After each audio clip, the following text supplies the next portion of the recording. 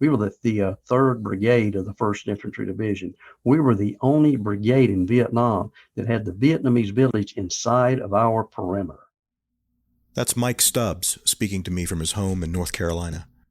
He enlisted in the Army in June of 1966 and served in Vietnam with the 1st Infantry Division, the Big Red One, from November of that year until October of '67 when he was seriously wounded in combat.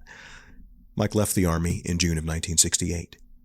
Everybody else, if they were near a Vietnamese village, it was beside of them. Like Zion, where the 1st Infantry Division headquarters was located, they had a village couple of miles right outside of it, but we actually surrounded this Vietnamese village, which is an old French village that the French had whenever they occupied Vietnam. Mike was among the early wave of infantrymen who first encountered vast underground complexes of tunnels in Vietnam. At that time, there was no training or protocol for how to deal with them, and it wasn't anybody's job officially to check them out. When someone did, it was usually someone like Mike, who felt it was important enough to go in voluntarily and who was small enough to fit. Sometimes the missions, you would actually have contact. Sometimes you could find traces. I mean, Charlie was pretty smart. He knew where we were a lot better than we knew where he was. And go out on an ambush at nighttime. We knew that old Charlie's probably down in the tunnel somewhere nice and dry. Do you remember the first time you went into a tunnel? Oh, yes. It was early April, and become a squad leader and a sergeant. And the situation was with Big Red 1 1st Infantry Division, when I was there, they did not have a tunnel rat company. We did not have them at all in the division. It was a volunteer thing. You couldn't, tell men they were going to go down in that tunnel and such. And we had guys, there was guys that they would have been court-martialed before they would have actually went in, and they were that scared. And I just, I don't know, I was a little guy, but I said, here's my chance to see what's going on.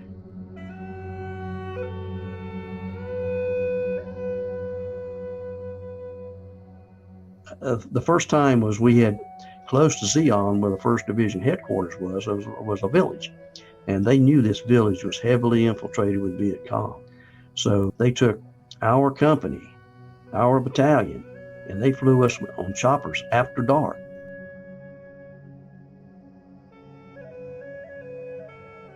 And they landed a couple of miles from this village where they wouldn't hear the choppers landing. And we had to walk, that night to that village.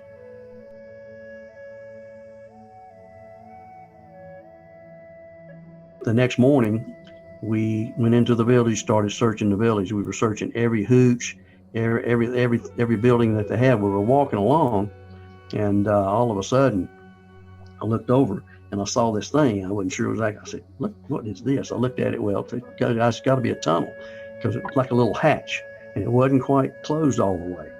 And what I did, I flipped it open. Nothing happened. So I knew right then, they said they want to know who would be willing to go down the hole. I said, I'll go. I went down in the hole.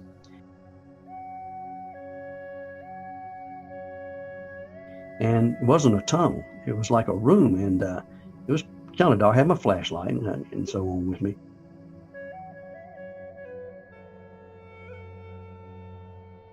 And I could smell somebody in there.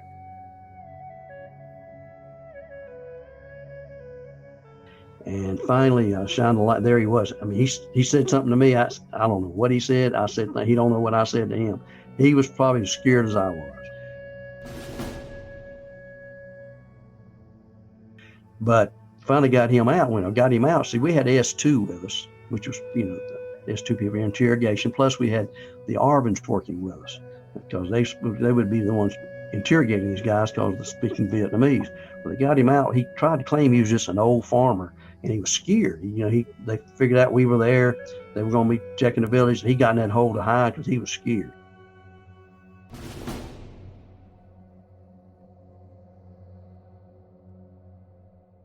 And what it was, they started interrogating him. He kept wanting his pants. I didn't know what he was saying. And they finally said, the interpreter said, he wants his pants. He had on, like underwear is all he had on. So I went back down and I found his pants. Well, his pants was full of money. I took his pants, went back up, threw them out. And I went back down and started finding all kinds of documentation. He had notebooks, he had books and things. He had the names of the people in that village who contributed to the VC. They were in heaven when they got these books because it had all kinds of information in it. It told who did what and so on, supporting the VC. And he turned out to be basically, they said he was basically like the rank of a captain. So we cleaned the hole. I got everything out of the hole, all the documentation that he had, and they loved that. So we finally, they took him, they actually put him on a chopper. We started moving again. We hadn't gone 20 yards and looked up and there was another one. How many tunnels did you go in that day? Oh, that day I went in several. Actually, the second time a flashlight went out on me. I was probably 30 or 40 yards down this tunnel and my flashlight went out. And crap, I mean, you talking dark. You couldn't see, see nothing in front. The only thing I could see was where I had come in, just a little bit of, like a little piece of light coming through the hole where I'd come into that tunnel. So I had to back out. And finally, after that, when I got back to base camp, people laughed at me, but I started carrying a pouch with me. I carried a spare flashlight and I carried spare batteries. I said, this will never happen to me again. I was not going to be stuck in there and not have light. I mean, if anybody says they went in tunnels and they were not scared, they didn't go in tunnels. That's all I can say. Because if you did not, if your heart wasn't racing and you were not nervous, something's wrong with you. Because you just, because you don't know what you're going to run into. You got, and didn't like, you don't really like shining the light, but you had no choice. Because I mean, if the enemy's in there, what's the first thing he's going to shoot at? He's going to shoot toward that light. There's things I did in tunnels I will never ever talk about. Some things I just had to do that I had no choice. And I know we found one tunnel complex, and it just started down the hole, and I just barely could get in it. And when it started out, I was crawling, then I started kind of almost to a stoop, and then I could almost stand up. And then I heard gunshots. He was not shooting at me. What they were doing, they were letting us know they were in there. So I had to back out and get out of the tunnel because we had no idea what was there. So we actually brought in a flamethrower, put the flamethrower down in the hole and shot the flamethrower. That takes oxygen out of the air and everything else. We didn't go back to that location. We set up our NDP, our night defensive position for the company in the general area. Well, the next day when we went back to this complex, started going back down in there. I mean, actually a couple of guys went with me, and it turned out to be a hospital underground. It was amazing. They took a lot of stuff with them. You could tell that, but they left a lot of stuff behind too. Equipment, medical equipment, some weapons, and then there was some blood there. So we're assuming this was probably a hospital where they actually probably maybe performed surgery and stuff. They had like a little generator like thing. They actually had like a bicycle, and that's how he created power to generate and have lights in there and stuff. These people were amazing with some of these tunnel complexes. I mean, these tunnel complexes were there when they fought the French. So they had them all the way back in I guess it's like the 40s when the French was occupying Vietnam. And just incredible to see what these people could do with a tunnel. The fact that such tunnels existed was probably not a total surprise to the American military leadership. After all, they were fighting alongside South Vietnamese forces who certainly knew about them, and they must have been aware of the Vietnamese use of tunnels in their long war of resistance against French colonists. But discoveries like Mike's revealed just how effective, complex, and resilient the use of these tunnels was, and just how unprepared we were for that kind of warfare. In this episode, we'll explore the creation of the Big Red One's first organized, trained, and dedicated team of tunnel rats, soldiers who volunteered whenever necessary to do their fighting underground. Stick around.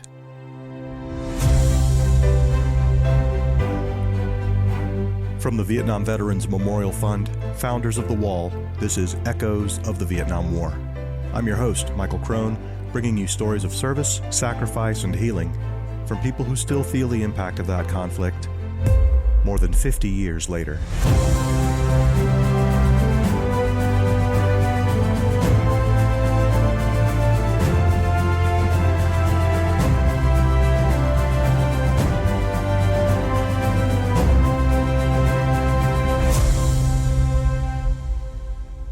This is episode 53, Tunnel Rats, Part 1. Last month, at College of the Ozarks in Point Lookout, Missouri, a small group of Vietnam veterans gathered for a reunion. It wasn't a division-level reunion, though these men were all part of the 1st Infantry Division. And it wasn't a battalion reunion, though they had all served in the 1st Engineer Battalion. This was something much more specific and much more intimate.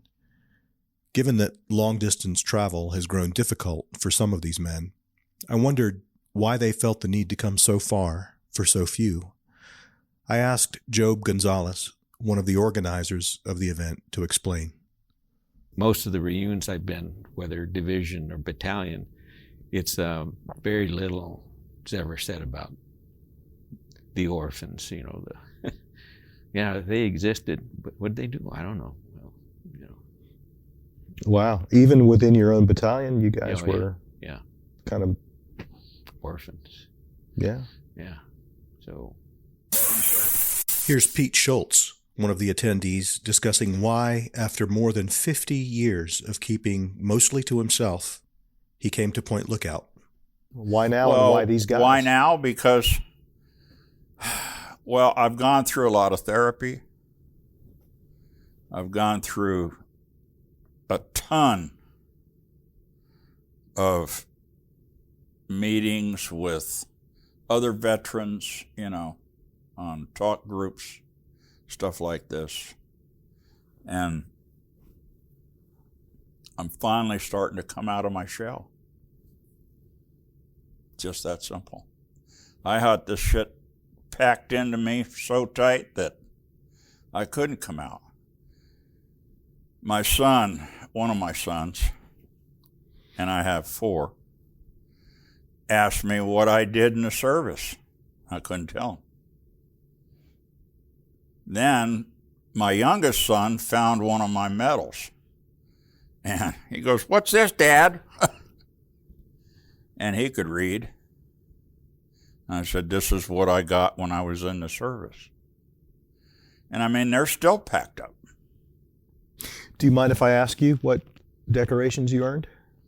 I have 2 Silver Stars, a Bronze Star, ACM, Army Commendation Medal. Mm-hmm. That's enough. Yeah, boy, I'll say. As small as the affair was, it drew more than just actual tunnel rats like Job and Pete. A few of the attendees were there out of pure admiration. Phil Hogue served as the XO for the 1st Engineer Battalion. He traveled all the way from Niceville, Florida, and it's not his first time reuniting with these guys. They were a great team. I loved the team that worked together. They were super soldiers that you never heard a complaint from them. And I always felt that they were never given credit for the credit they deserved. For me personally, there's no doubt about it. It was a courageous bunch of guys that I respect. I have a lot of respect for them. Terry Huser was a platoon leader in the 1st Engineer Battalion and spent a lot of time in the field with the tunnel rats. I know these guys. I fought with these guys. These are the guys I knew what they were doing all the time, and I was close to them. When I was in Vietnam, I always carried a camera with me, and I always took pictures. And whenever I went on a tunnel thing or something like that, I'd take pictures of the guys. And when we had the presentation at the 1st Division Museum of the Tunnel Rats, I gave them each a CD with all the pictures I took. And a lot of the pictures I took were of them, on different operations that we were on together. And they liked that and, kind of made me an honorary tunnel rat. A small center of gravity can still exert a huge pull. To understand why this elite group of subterranean fighting men are so drawn to each other, and why they draw such admiration from others, it helps to understand some context about the tunnels themselves.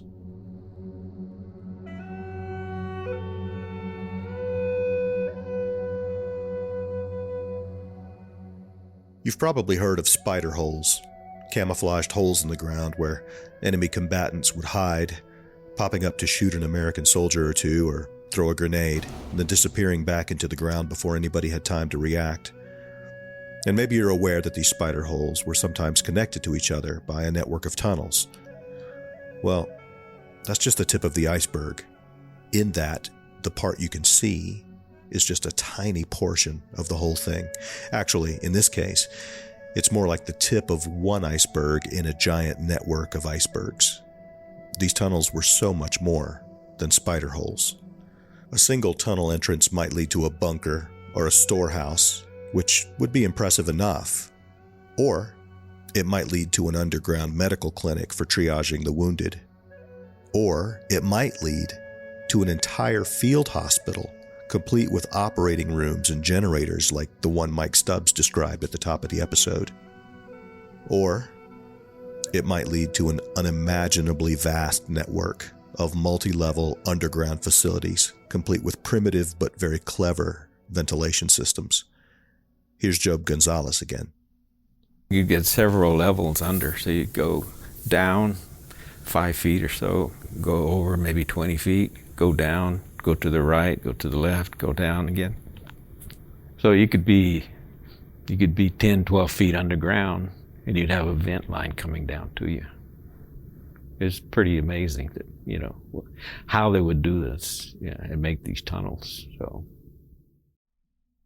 you can find vividly detailed descriptions of just how vast these complexes could be in the book The Tunnels of Cu Chi, a harrowing account of America's tunnel rats in the underground battlefields of Vietnam, which, incidentally, features some of the same tunnel rats I spoke with. According to that book, there were hundreds of kilometers of tunnels connecting villages, districts, and even provinces. One source quoted in the book, a senior officer on the communist side, estimated that 48 kilometers of tunnel excavated during the war against the French had grown to 200 kilometers by the time the American army arrived in 1965. If it could help the communists fight in South Vietnam, and if it could be accommodated underground, you'd find it in the tunnels. They were hiding places, bomb shelters, weapons factories, food stores, hospitals, headquarters. The necessary troops and supplies that were assembled for the Tet Offensive, an operation of monstrous proportions, were prepared in the tunnels. And they weren't just in the jungle. They were in villas and hamlets and plantations, even directly under U.S. military installations. Once U.S. forces realized the strategic value of these tunnel complexes to the enemy, it was an understandable impulse to simply try and destroy them, usually by caving them in with explosives, which had mixed results. But cooler heads soon realized, like Mike Stubbs did, that these tunnels could be gold mines. Even if you didn't find the enemy down there, you might find his plans, his maps, his secret documents, his food, his money, or his weapons caches. Any of these prizes would justify exploring the tunnel rather than simply destroying it. The problem? Well, there were many, and any one of them could kill you. Here's Phil Hogue. You're entering an environment that is totally dark, totally black. There's no light at all. Within the tunnel, you would find all kinds of different types of booby traps. You might find snakes tied to the wall. You might find a wire, a tripwire. The dangers were as many as you could think of. The enemy was pretty ingenious about what they put in the tunnels. Booby traps, snakes, rats, bats, spiders. That's not even counting the enemy himself.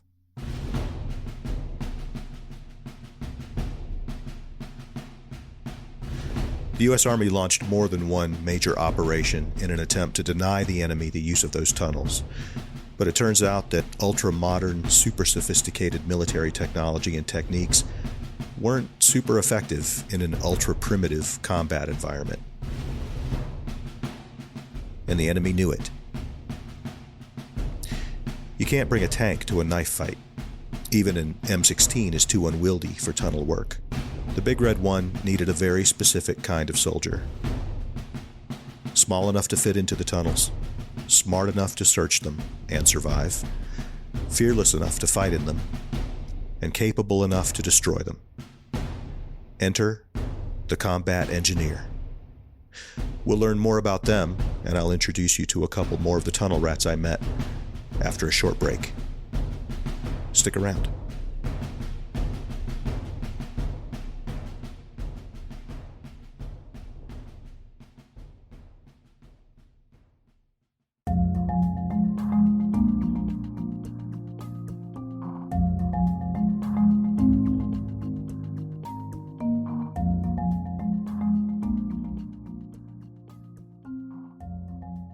On Veterans Day, 1996, VVMF unveiled an exact replica of the wall that could be packed into an 18-wheeler and hauled to cities and towns all across America. Since then, the Wall That Heals has been displayed in nearly 700 communities throughout the nation, spreading the healing legacy of the Vietnam Veterans Memorial to millions of visitors. If you want to know more about this traveling exhibit and the impact it can have on a community, check out episode 15 of this podcast. The Wall That Heals and the Mobile Education Center that travels with it will be in Springfield, Missouri, June 8 through 11, and Kalispell, Montana, June 22 through 25. To see the rest of this year's tour schedule and to learn how you can bring the Wall That Heals to your town, visit vvmf.org. Hello, I'm Gary Sinise. Nearly 3 million Americans served in Vietnam, and more than 58,000 have their names inscribed on the wall. Those that pay the ultimate price in service to America. Some might ask why the Vietnam War still matters. It matters because more than 58,000 lives were cut short and their families forever changed. It matters because we should never forget how Vietnam veterans were treated when they came home. A lesson learned so that our current generation of veterans are treated with respect. The Vietnam Veterans Memorial Fund, the organization that built the wall, works to ensure that future generations will understand the war's impact. I'm asking you to help keep the promise the wall was built on. Never forget. Visit vvmf.org to find out how you can get involved. The Registry is an online community created by VVMF that connects veterans of the Vietnam War with each other. By signing up for the Registry, you can upload and share stories and images, connect with others who served during the Vietnam era, and connect your service with people you knew whose names are now on the wall. Join the community and preserve your legacy or a family member's by signing up today at vvmf.org/registry.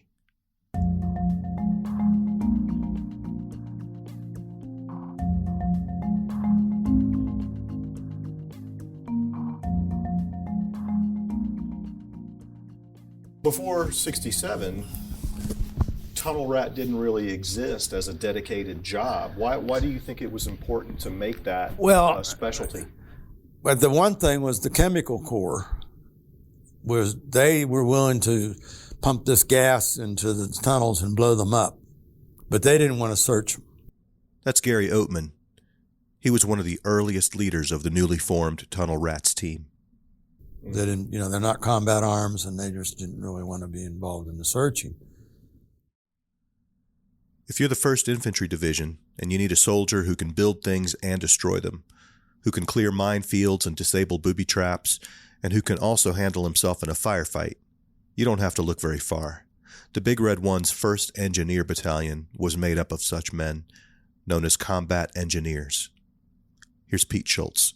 A combat engineer is a guy who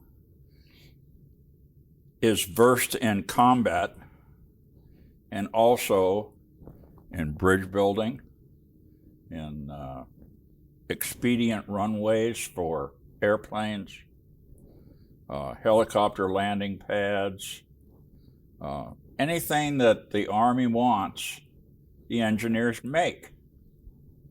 It's that simple. So you got to be able to do that and fight. You got to fight. be able to do that and fight. So, Phil Hogue, the former executive officer of the 1st Engineer Battalion. Our missions were better described, I suppose, as counter mobility, and we'll describe them as road construction to some degree, but rough road construction. So our functions were combat in all cases and supporting the 3 brigades. Most of that included land clearing, clearing the jungle so the VC couldn't ambush us alongside the roadways, clearing landing zones, providing fortifications of one sort or another, building towers that were mobile, and providing all kinds of engineer support for the infantry units that we worked with. Once the need for trained, specialized tunnel rats was identified, it fell to the combat engineers to flesh out and fill that role. Here's Gary Oatman again. I guess somewhere along the line they looked around and they said, well, let's give it to the engineers. We didn't throw anything in the tunnel. We went in the tunnel. We searched them first, and then we blew them up, which was a little more dangerous thing, you know.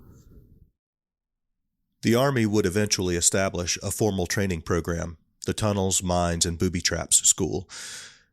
But in the meantime, somebody had to write the field manual, so to speak. The tunnel rats I spoke with were in Vietnam in 67 and 68, just as the role was being formalized. So they were the trailblazers, and every single one of them, individually and unprompted, credits the same man for creating and teaching the protocols that kept them alive. His name was Sergeant Robert Batten, but everyone called him Batman. Well, he was like Mr. Tunnel Rat. I mean, Yeah. he really was. If you would follow his advice when searching tunnels, you would probably come out alive. If you didn't follow his advice, you may not. That's Earl Culp. But I always go by Hap. And I actually, with my guys, they actually called me Hap. They didn't call me Lieutenant. Hap took over the tunnel rats from Gary Oatman in June of 1968. It was Gary and Batman who showed him the ropes. Batman was, of course, all of us were small. He was a redhead, somewhat redhead, and a small stature, somewhat slight build. I mean, that's practically every one of us in there. But when it came to somebody that you needed, that you knew would, like, go into a tunnel, he would search the tunnel. You knew that he would do the job right, and that if there was a problem with a Viet Cong or something in there, he would eliminate it. Batten was an extraordinary individual. He was your NCO in charge. Yeah. There were two of them, actually. There was Sergeant Batten, and there was a Spec 4 Preston Stone, who was, we called him 3-5 Cowboy. Okay, but Batten he was this unusual individual who loved being a tunnel rat.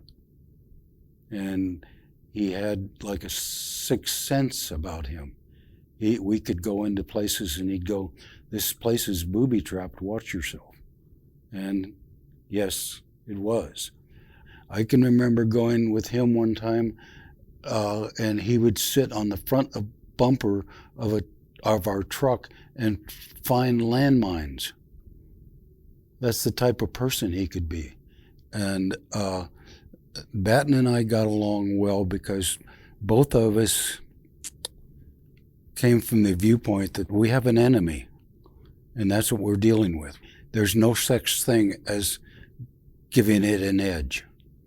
It's like if you came through the corner and fired the rounds, you couldn't think about what was around the corner. And that's the way Batman approached it. I mean, that was, unfortunately, that's warfare.